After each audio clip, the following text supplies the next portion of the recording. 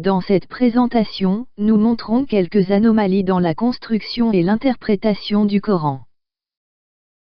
Le Coran prétend qu'il a été révélé par Allah à Muhammad, à la fin de la vie de Muhammad, c'est-à-dire sur une période de 25 ans. Point 40. Cependant, en 2006, le chercheur Jean-Jacques Walter a montré, en utilisant la théorie des symboles en mathématiques, qu'une cinquantaine de personnalités différentes ont participé à la rédaction du Coran, sur plus de 200 ans.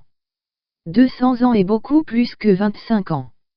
Il nous semble que cela indique une production humaine du Coran. Nous nous souvenons maintenant du thème du miracle de la répétition dans le Coran.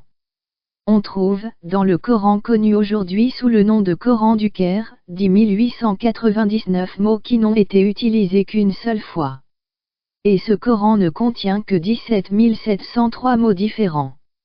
Ajoutez à cela que 2964 mots n'ont été utilisés que 2 fois, et vous obtenez que les 3910 mots restants ont été utilisés, en moyenne, plus de 15 fois, car ce Coran contient 77 934 mots.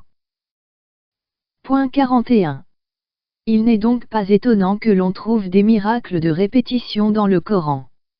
Cependant, ils apparaissent ne pas être des miracles, mais des faits attendus. Cela n'a pas de sens, et encore moins si vous utilisez les manuscrits coraniques initiaux, qui utilisent un alphabet réduit à 16 lettres, sans points, accents ou ponctuation. Et notez ici qu'il est difficile de comprendre un texte énorme comme le Coran, qui n'utilise la moitié de ces mots qu'une seule fois. Certaines explications du Coran, tafasir, ajoutent des erreurs et biaisent le texte. Prenez, par exemple, la sourate Al-Nisa, numéro 4, verset 171, qui commence par « Aux gens du livre, n'exagérez pas dans votre religion, et ne dites d'Allah que la vérité. Le Messie, Jésus fils de Marie, est le messager d'Allah et sa parole qu'il a transmise à Marie, et un esprit venant de lui. Alors croyez en Allah et en ses messagers. » Et ajoutez à cela la sourate Maryam, numéro 19, sur le même sujet au verset 34. Voici Jésus fils de Maryam, parole de vérité, au sujet duquel ils ne sont pas d'accord.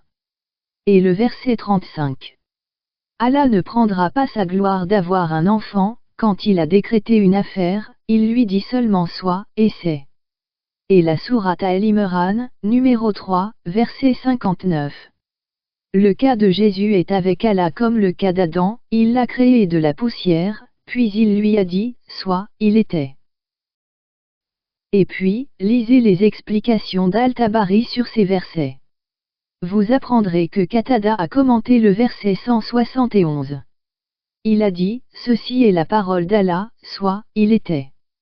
Et pour le verset 34, il a dit, les Juifs et les Nazoréens n'étaient pas d'accord au sujet du Messie, à propos de s'il était un sorcier menteur ou le fils d'Allah. Ils ont menti, tous, mais il était l'esclave d'Allah, et son messager, et sa parole, et son esprit.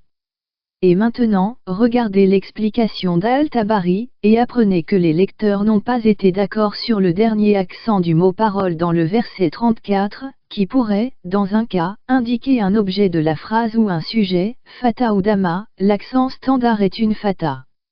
Al-Tabari poursuit et dit que le vrai sens serait que la phrase devrait être coupée en deux. La première phrase étant, c'est Jésus fils de Marie, la deuxième phrase étant, parole de vérité sur laquelle ils ne sont pas d'accord. Point 42.